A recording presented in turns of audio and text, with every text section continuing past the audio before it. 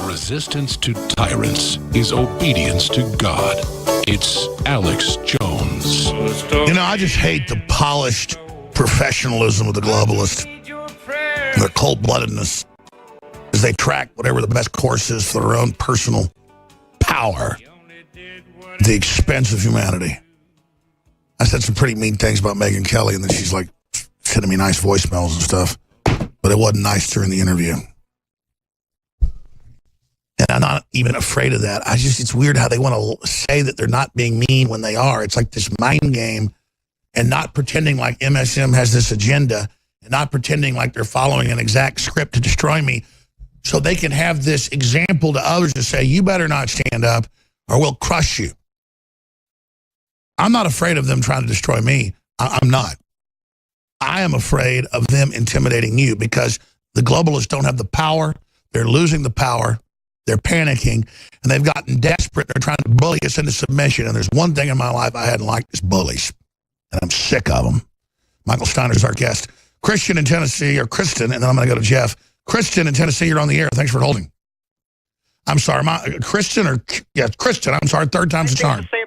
Chinese people, and I'm Chinese from Singapore, and yes, we work all the time, you're correct, but I've been begging to be an anchor on your show. I was a model, and I wrote a book called Singaporean Thoughts, and my father was chairman of Singapore Stock Exchange and CDL hotel chain. My mom was an attorney for the Singapore government land and title, so I know the Obama crash is on its way at the end of the year, and I want to make sure everyone knows it's not going to be Trump's fault. Well, ma'am, send us a resume at Jobs and InfoWars. We barely would have the crew to look at the resumes. We're at that kind of building point. It's so hard to get through. But jobs and Infowars.com, absolutely. Tell us about Obama crash, because the globalists were implementing a global financial meltdown. They admitted that. That's come out. Trump's trying to block that. Ron Paul agrees very valiantly. What do you think the Obama crash is? Okay, the three reasons why, in my book, Singaporean Thoughts, why there is going to be an Obama crash is, number one, 94 million unemployed and 44 million illegals, which, they say it's 11 million, but it's actually 44.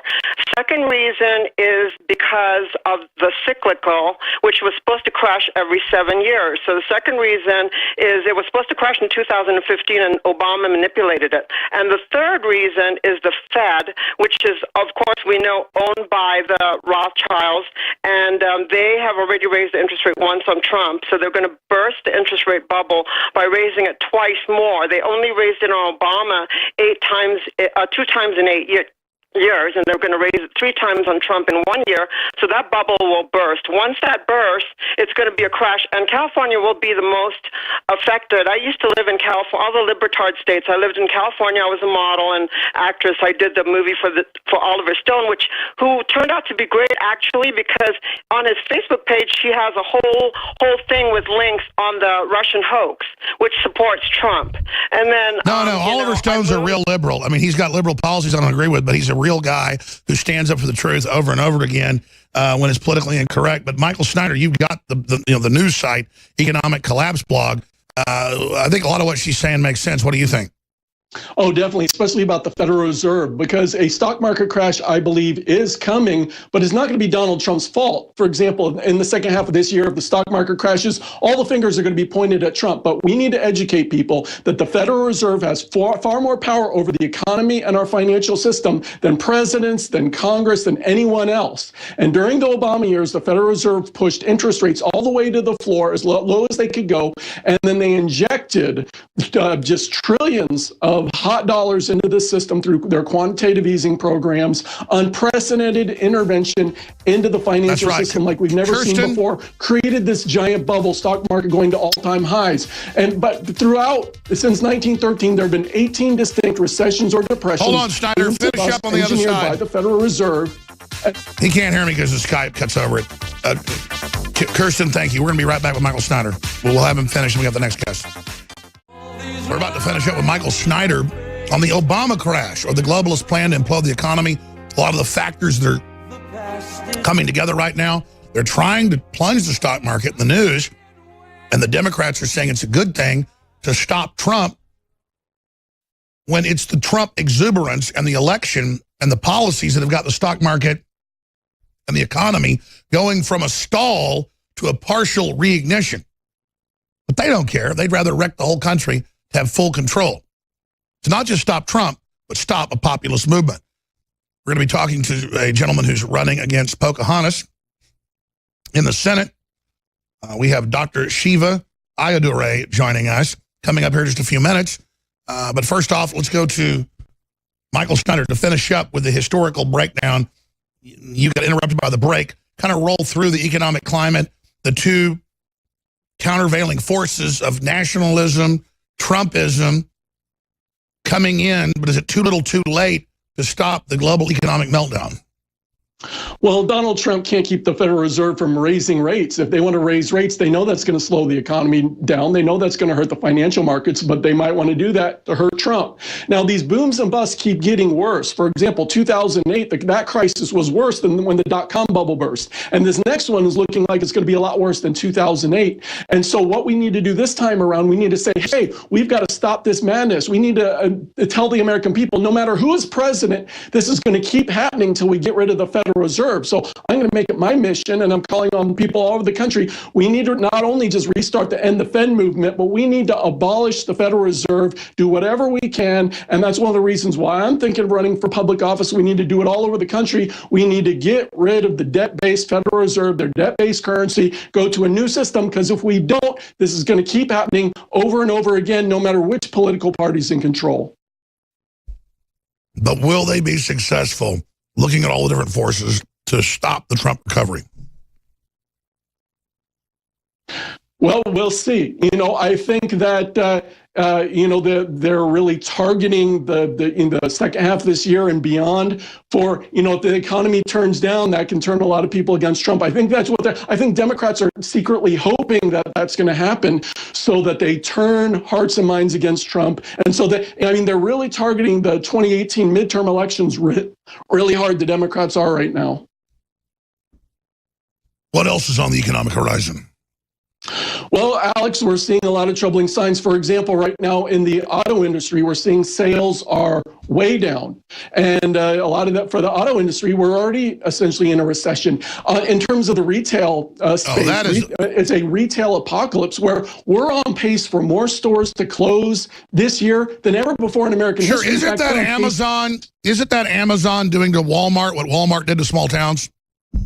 That's a big part of it, the internet coming in and destroying things. But Alex, even beyond that, we're going to shatter the all-time record by 20% in terms of most store closings. And so we're starting to see all these factors come together. We're starting to see commercial and industrial loans slow down. Credit is tightening up. And that happens in an early phase of an economic slowdown because everything in our society is dead in credit. And when credit starts to tighten up, that slows down economic activity. Same thing that happened in 2008. So all these signs that you would expect to see right before a recession or in the early parts of a recession are happening right now. And it's been so long since, 2008. So, we've had a long time. But even with this so-called recovery, Alex, if you go back and you average economic growth in the last 10 years, I went back and did this with a calculator.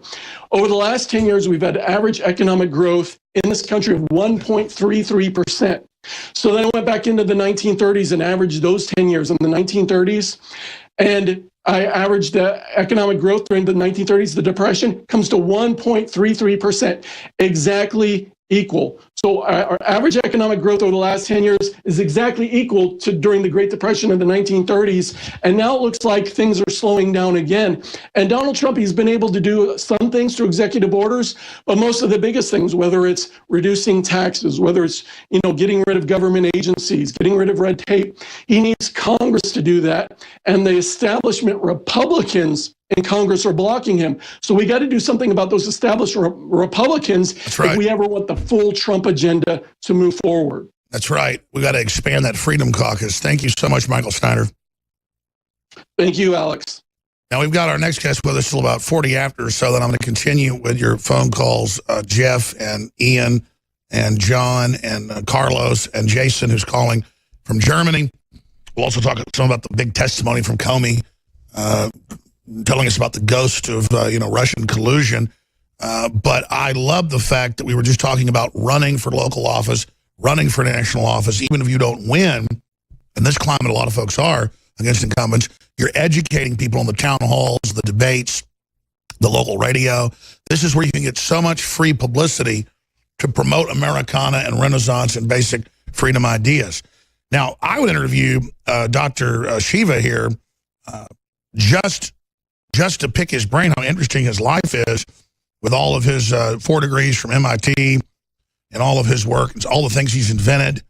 But now it's really exciting to see that he's running against a particular senator who is really pushing the globalist agenda. So I'm aware of this guy, and I'm a fan, but you're an even bigger fan, been aware of him longer. So why don't you introduce our next guest here, Owen Schroyer. Well, it's been great talking to Dr. Shiva because it's just like the same way when I'm talking to Omar Navarro. I feel like I'm talking to a regular guy, somebody that I could go out, sit down, enjoy lunch with, enjoy a beverage with, and not somebody that wants to try to screw me or screw this country. So that's just refreshing to begin with. But Alex, what Shiva is doing right now, and I'm glad to have him on to talk about this, is he's putting out an ultimatum to Elizabeth Warren to put her money where her mouth is when it comes to the Monsanto Protection Act and GMOs. Now, Doctor, you actually have some statistics here showing that GMOs and how they affect the formaldehyde in plants and the glutathione in plants, and you're willing to put your money where the mouth is. You're offering Elizabeth Warren your lab, your car,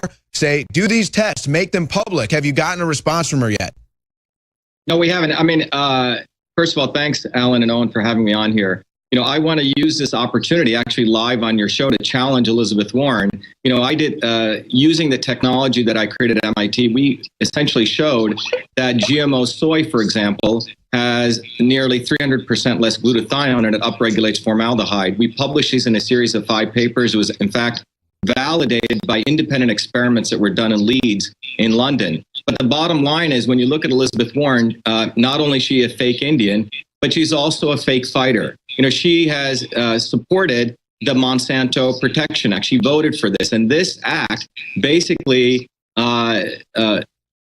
ensures that the Department of Agriculture can intercede with an injunction by the courts to stop genetically engineered foods. So, for example, if it was discovered that genetically engineered foods are in fact harmful to human health or through environmental health, the courts can stop that. But the Department of Agriculture, through this Monsanto Protection Act bill, which was snuck into an appropriations bill at the last minute, allows the Department of Agriculture to intercede and stop that. But fundamentally, when you look at it, when you look at all the research, which is what we did, and we connected that together using this technology, we found out that genetically engineered soy, by the way, 97% of the soy in the United States is genetically engineered, has less glutathione, nearly 300%, which is extremely important for protecting the plant, and thereby upregulates formaldehyde. You know, when we published this, we were attacked by a professor at the University of Florida who's since been exposed for being in collusion with Monsanto, a guy called Kevin Folta. But more importantly, what we've shown is that when you look at the academic elites, they like to use science, fake science, to create narratives. The problem they have with me is I have 4 degrees from MIT, including my PhD in biological engineering. And because I've been successful, because of America, because of the journey I went through, I can actually challenge these people. So the official challenge is I will give my $10 million building in Cambridge, including the campaign bus we're using. And I'll even, in fact, throw in my 1994 beautiful Corvette to Elizabeth Warren if she can disprove that GMOs have any safety assessment standards. The reality is there are no safety assessment standards for GMOs. And predominantly most of the academics in biology do not even address this question. It's pay-to-play science right now, and that's what's going on. Dr. Shiva Ayyadurai, you know, I've heard of you, read about you some before, and you actually hold some of the original patents on email. And when you were 14 years old, you were recruited by the University of Medicine and Dentistry in New Jersey as a research fellow. And then it goes right through all your amazing work. You're chairman and CEO of Cytosolve Inc. and a bunch of other companies, and it's shivaforsenate.com. But very, very exciting to see the fact that you're weighing in here and taking action. I'm not a molecular biologist. I'm not a genetic engineer. I'm not an expert on this, but I know that glutathione is a key amino acid that's basically found in the body, and then as you lose it, it makes you age faster. And I did know that glyphosate's been associated with that, and a lot of other stuff happening in these GMO plants. How does this affect us when these plants have a lot less of this, or is it just affecting the overall yield of the plant? What's the big issue with it lowering glutathione? Well, it's a great question, Alex. This is what's happening. So fundamentally, Monsanto basically did this fake science to convince us that these genetically engineered plants were better for us. But the reality is they're weaker. So two things happen. If you have read, or if you've noticed, many of these GMO seeds are coated now with an insecticide called neonicotinoids. And people have always wondered why they're doing that. The reality is that plants are weaker, the seeds are weaker. So when they plant it, because it has less glutathione, soil organisms can destroy it. That's why they coat it with neonicotinoids. Well, those neonicotinoids also get throughout the plant. They affect bees in the atmosphere, which affect the entire environment. So that's one reason that this is significantly Sure, harmful. and wouldn't that poison then over time affect the genetic expression of the plants? Exactly. It affects the genetic expression of the plants. But more importantly, a recent paper just came out in Nature. We got a break. Stay right there. This is riveting, Doctor. We'll be back with Dr. Shiva.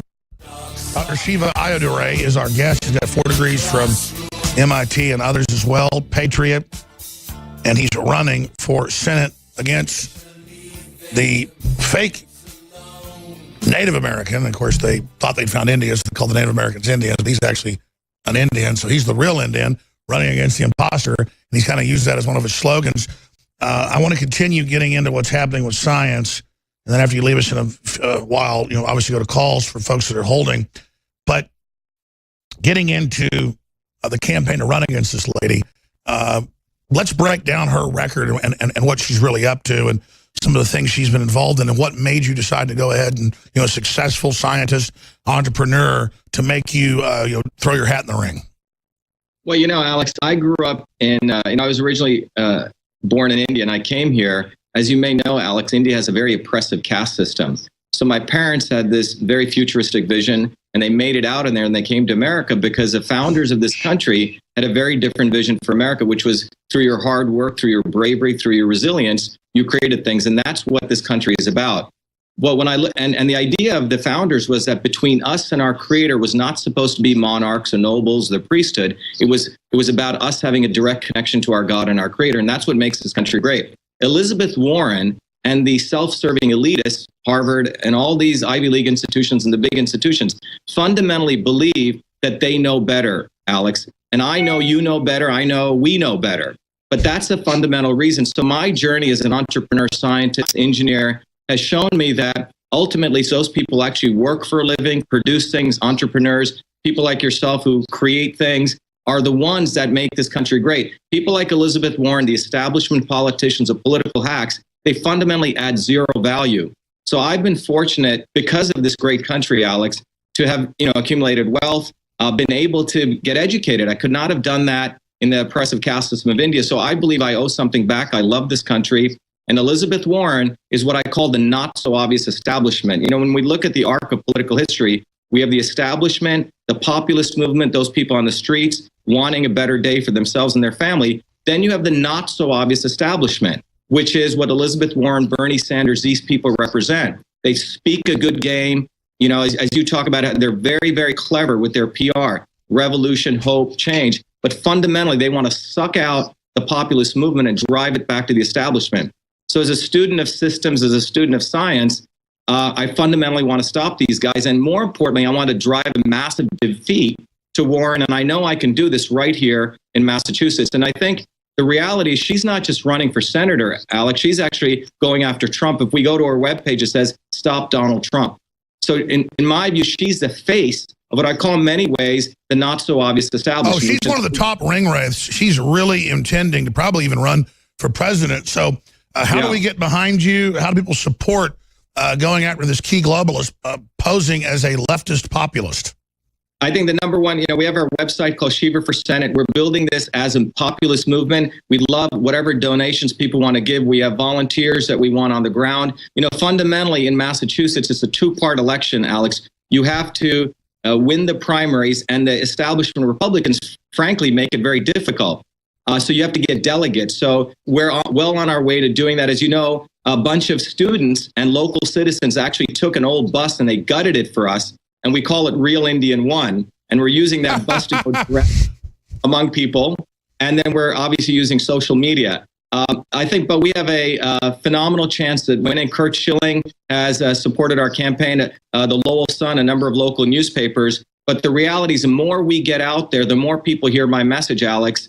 It's sort of game, set, match for Warren, because she's going to have a difficult time calling me a racist or a white supremacist or stupid. So I'm really looking forward to going head on head with her, Alex. And I look forward to your guys getting the story out. Well, you'll destroy her. Come back for a full hour soon just to cover the waterfront and the history of your life, because it's so interesting. I was already aware of some of your work. And then when I heard a few weeks ago, Owen came in here and said, you're saying we should everybody to run for office against him. Here are some of the people I think are some of the best contenders. And I was like, wow, that's really cool that he's running against Elizabeth Warren. So I'm so glad you're here. Shiva 4, just the number 4, Senate.com. And again, we got about a minute left. Anything else you'd like to add? Well, I just want to say, Alex, I think, when you look at what's happened with the history of journalism, as you know, I invented the first email system as a 14-year-old kid, didn't speak about it. I got the first U.S. copyright 5 years ago. My mom was dying. She left a suitcase with all the artifacts that went into the Smithsonian. And then Gawker Media attempted to, a so-called mainstream media, pro-liberal publication, try to destroy the facts. We went after them. After Hulk Hogan sued, we sued, we brought them down. I got about $1 million payout, and they were forced to take down their 3 articles. Same attorney, Charles Harder. Hold on, I was aware of that. I knew I saw your name in the news. I know callers are holding, but just do a few more minutes with us. I know you're busy. Tell that story, because it's so interesting about how nasty Gawker is. We'll be back. Stay with us. Dr. Ayyadurai is our guest, or just Dr. Shiva. First name, Shiva for Senate.com. Finishing up with your story. So I know they'd had systems at some universities and things that were similar, but you codified it. You put it, I guess, in a software that actually worked, and the Smithsonian does, have that on display, because I've read about the case. But I'm going from memory with what happened. Gawker obviously sued into oblivion right now.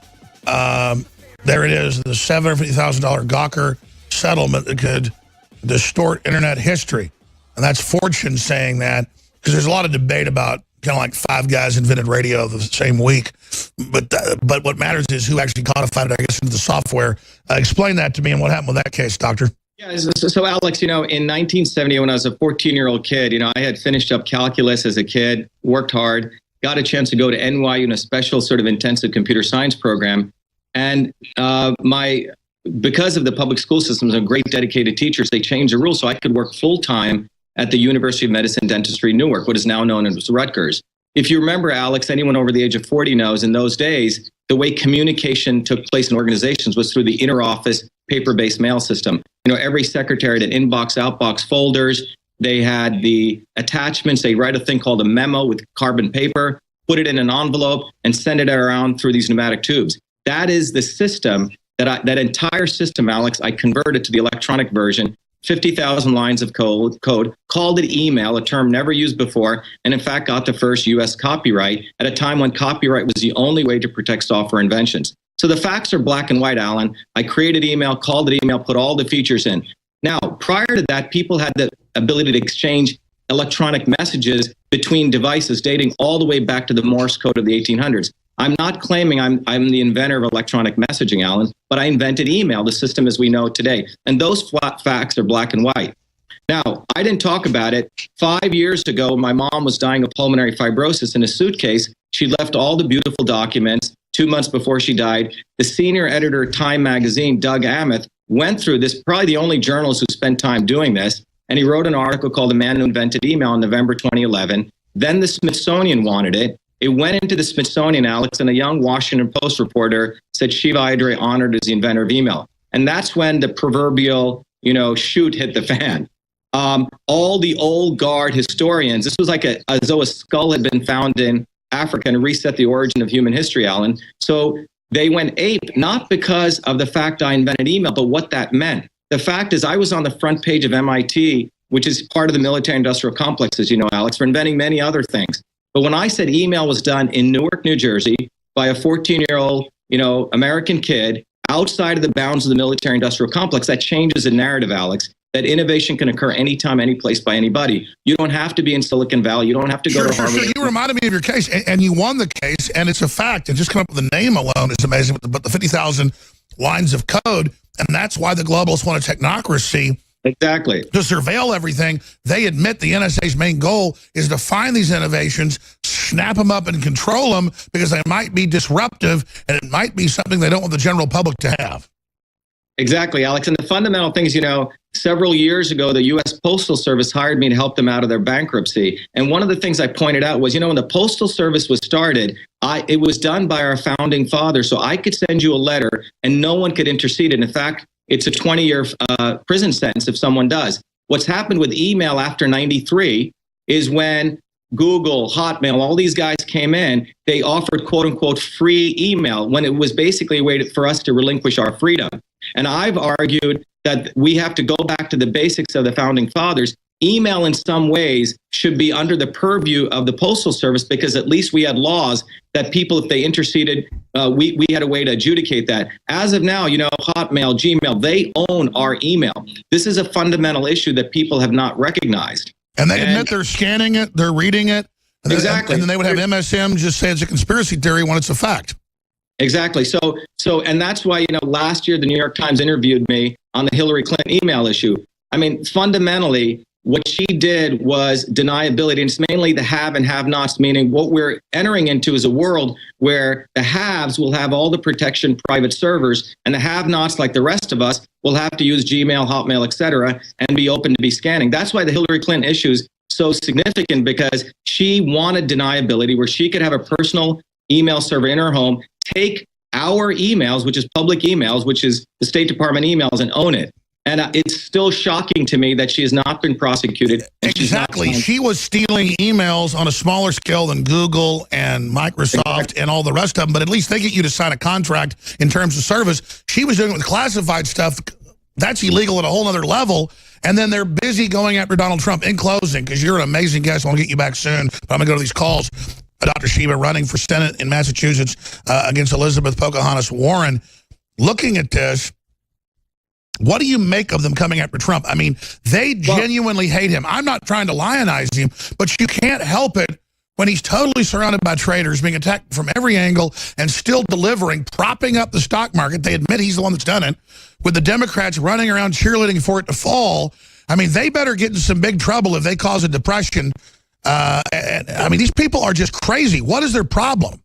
Well, Alan, Alex, you hit it up. My assistant's name is Alan, who's ready. Alex, I get names all the wrong. I mean, wrong all the time too, sir. Go ahead. I don't care. You hit it on the head. Fundamentally, as you know, when you study political history, Trump's election was a necessary disruption to a corrupt system. And he basically, it was like the shot being fought in Lexington. He basically fired the new shot of the new American Revolution. And after a revolution, as we all know, you have the counter-revolution. And that's what we're witnessing. A civil war is taking place right now. And that civil war is fundamentally to unseat Donald Trump. But I would like to lionize him because, in my opinion, he's a great man, a courageous man, a true patriot. He doesn't need to do this. And I know this as an entrepreneur. I mean, I have a multi-billion-dollar new startup I've started. I don't need to do this, but I love this country. Donald Trump loves this country. I know you love this country. And it's time that we as patriots recognize and we came together to defend our president, because these elitist academics, they are basically furious, not about Donald Trump, because they lost control over those people who they called rednecks. Those people who they thought are stupid. That's who they really do not like. I was living out in Hollywood for several years, as Owen may know. One of the great people I did meet in Hollywood is a great actor by the name of Pierce Brosnan. Pierce and his wife have put their money on the line, and they've done a great movie called Poisoning Paradise. I'm one of the scientists featured in it, talking about what's going on to the destruction of Kauai, the half of the island, which, as you talk about, the military-industrial complex has polluted for years, has used it as a testing ground for a lot of the pesticides, et cetera. So what I recognize is we're in a very interesting point in human history. You have basically certain angels coming out in good ways, and it's a disruptive environment. So it's a very exciting environment. And I think people like MIT are probably horrified that they gave me those 4 degrees. Well, let me just say this. I want to get you on routinely because I just love talking to this guy is so smart. Just all these subjects that he's just bam, bam, bam. We need you as a U.S. Senator. Well, and think about that, too. That's what I was just going to say. So you've got Shiva running against Elizabeth Warren. That's like a speck of dust, Elizabeth Warren, versus a cut diamond that you're ready to put on a ring. You know what I'm saying? I mean, this shouldn't even be a race. I mean, I'm not trying to lionize you, Dr. That's true. Elizabeth Warren has made nothing, built nothing. She's a bumbling, lying idiot. Look at this guy. Exactly. Look at Dr. Shiva's resume compared to Elizabeth Warren, who claims who lies to get into college about her heritage. This is a speck of dust versus a diamond. That's why these self-serving elitists, I call them, they know how to cut in line. I mean, think about it. For her to mark off she was a Native American is cutting in line. The same aspect of allowing illegal aliens. And, my father came here legally. We had to wait a year to come to this great country legally. So their concept is they have their own rules for themselves, and everyone else has their own rules. They don't like to build a wall, but the reality is every cell in the human body has a wall. The atmosphere has a wall. And nature in its divine design puts walls around things. The uterus is a wall. Bilderberg gets a wall. The universe is a wall. Right. So these people don't want to follow nature's laws when it comes to them, yet they want us to come up with their own ridiculous issues. And as you said, Alan, is people like Elizabeth Warren need to be stopped. And I believe that I was, many ways, my hardworking grandparents and my parents and this great country and the fathers of this country put me and gave me this opportunity at this point in history to stop someone like Warren to basically support this new American revolution. Well, it's exciting. Dr. Shiva, thank you so much. We'll talk to you soon. Thanks, Alex. Look forward to being on. That's a great guest. Thanks for getting him on. Thank you, sir. Remember following his story at the time. Well, and I got to tell you, I'm doing my best right now to reach out to people like Dr. Shiva and Omar Navarro. I'm putting the swamp in my sightlines right now, Alex. I'm putting the swamp in the crosshairs. And Elizabeth Warren is part of that swamp. Maxine Waters is part of that swamp. I think we have another member of the swamp who identified himself today during these Russia-Trump hearings, and that's a Democrat out of New Mexico. I think his name was Heinrich. So guess what, Heinrich? Now you're in my political sightlines, and we're coming after you, and we're going to find out who's running against you, and you're going to lose your seat. But real quick, Alex, before I let you take these great callers, I just want to have a couple quick points on everything Dr. Shiva said. First, he made a great point about Democrats and liberals want to put the government in between you and your God. They want to put the government in between you and your dreams. They want to put the government in between you and your goals. No, this is America. We have the direct contact with our dreams, direct contact with our God. We decide our own destiny. I love that point. He wins his lawsuit against Gawker. Just another example of victory after victory after victory. I'm not tired of winning yet. He makes another great point about how the establishment in the media and politics thinks we're stupid. I mean, they really do, Alex.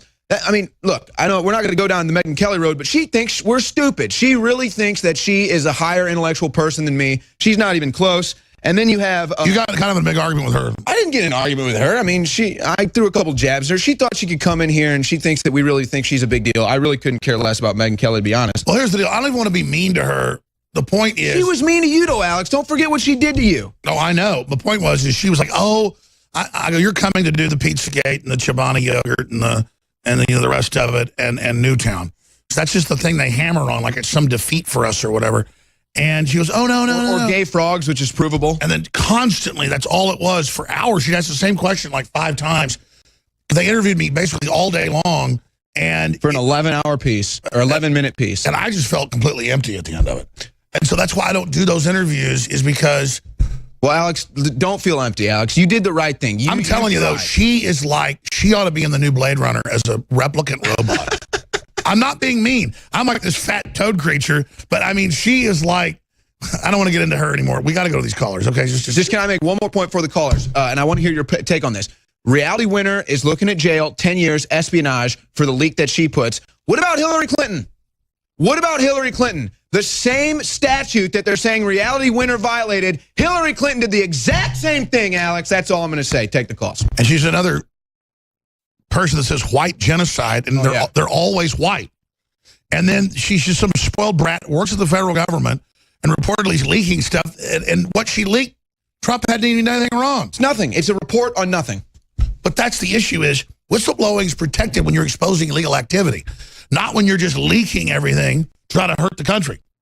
It was a political smear attempt on Trump. And if she was smart, she would have known that what she was leaking doesn't actually carry any weight, doesn't have any water. It's just a report. It's not even intelligent. All right, I've got to go to Jeff in New Jersey. He just came back from Paris. He's been holding patiently to talk about what's happening there with all the jihad attacks and the rest of it. What did you see in Paris, Jeff? Thank you for holding. No problem. Thank you for having me on. Well, I just wanted to say that I came back from Paris. I was also in Basel and Zurich in Switzerland, and things are not looking too good, I must say. My sister, she teaches at the University of the Sword Bund. She's promoting your videos. By the way, you're burning up like crazy. You're very popular. They're very popular in Switzerland, by the way. And to say that, what happened with it's gotten worse, obviously, with the migrants coming from the Middle East and Africa up through Lampedusa, Italy, and all that. But it's just a mess. It's just a total disaster. And I just wanted to say that, it's I don't know what's going to happen, and I really do feel bad for a country like Switzerland. It's a country I grew up for part of my life. It's a country that, through all neutrality, has been a bulwark against the New World Order, against the tyrannical Habsburg, Napoleon, and all that stuff. And they're armed. They have, they've only joined the UN like 20 years ago, and I don't think they're happy about it. And it's just depressing to watch. It really is.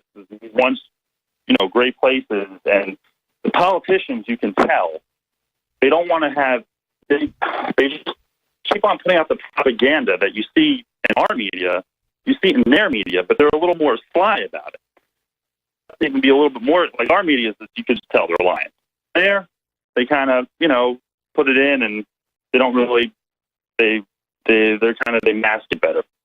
So I just wanted to talk about those things. And well, again, as you said, Switzerland for 400 plus years, one of the freest countries, richest country on earth, a beautiful country, and landlocked country, and they have not entered World War II. They're not entering globalism, but they're trying to force you into it.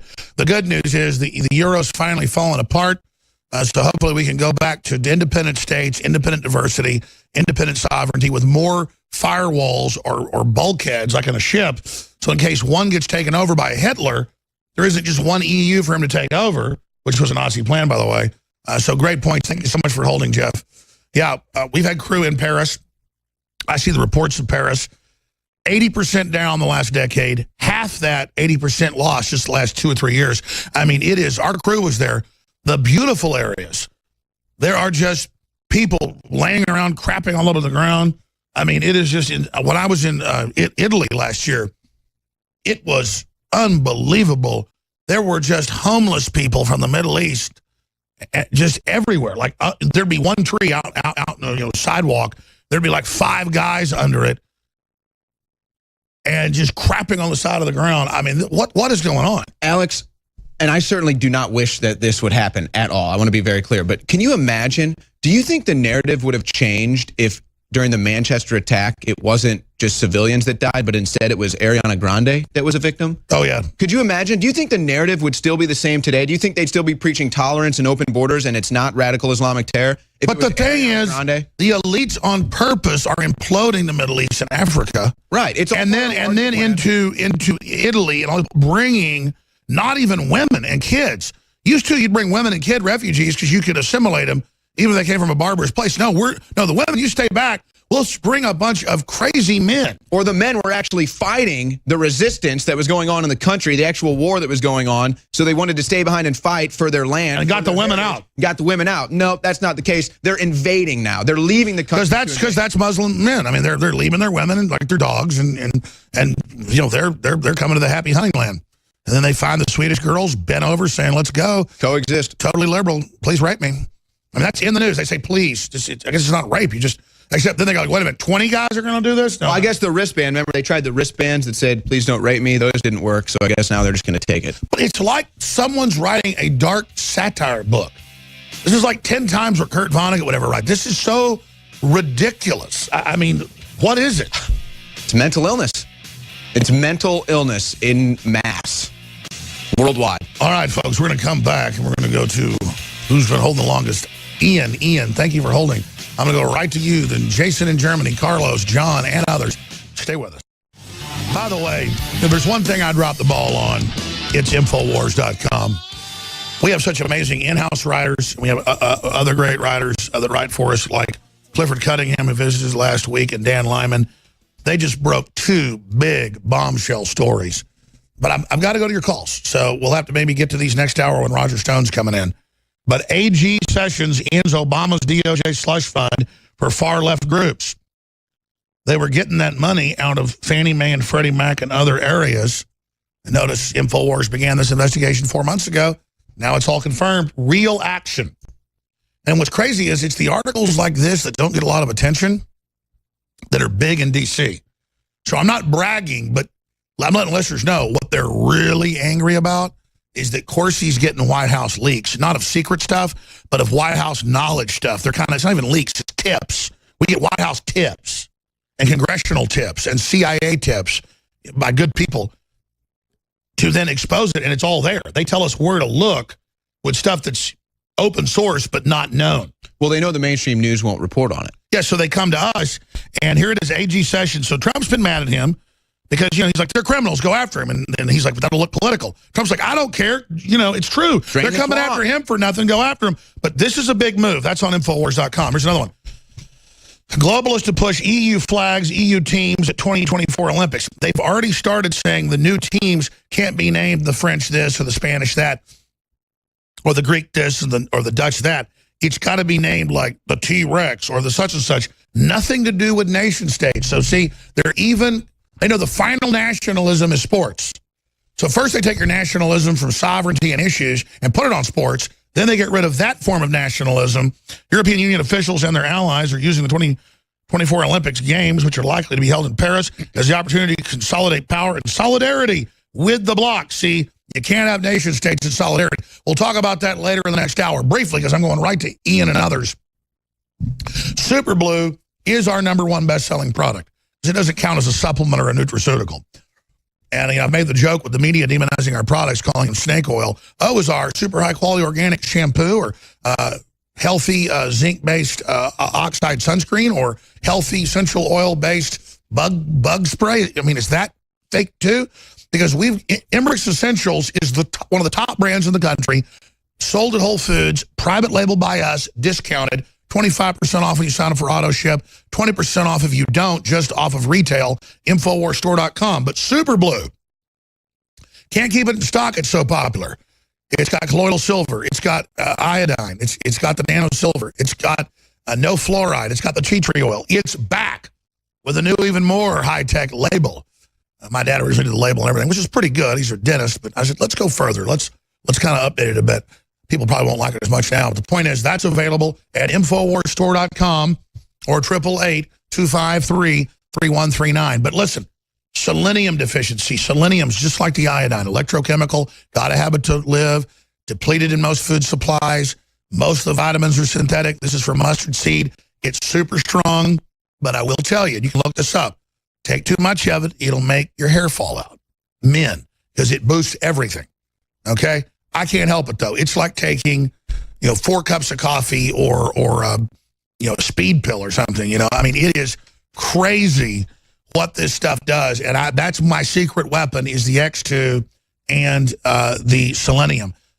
But selenium is hardcore, it's serious, read about it, find out why it's so powerful, find out why if you get a true organic form, it's a game changer. Get it for $14 in a big old high-quality glass bottle filled to the brim, because we're able to get really good organic selenium at a very low price. So stuff that we can get at a low price, very low price for you. 25% off, InfoWarsStore.com or 888-253-3139. Roger Stone's a little bit late getting in his studio. That's fine. I love to take over. So when we come back, we're going to Ian in 70 seconds. When we come back on Trump's policies, then John, banning Sharia law, Carlos on Trump, Jason in Germany. Stay with us. Thank you for listening to GCN. Spread the link. Infowars.com. The enemy hates it. Today. The enemy hates it. It coffin nails to the enemy.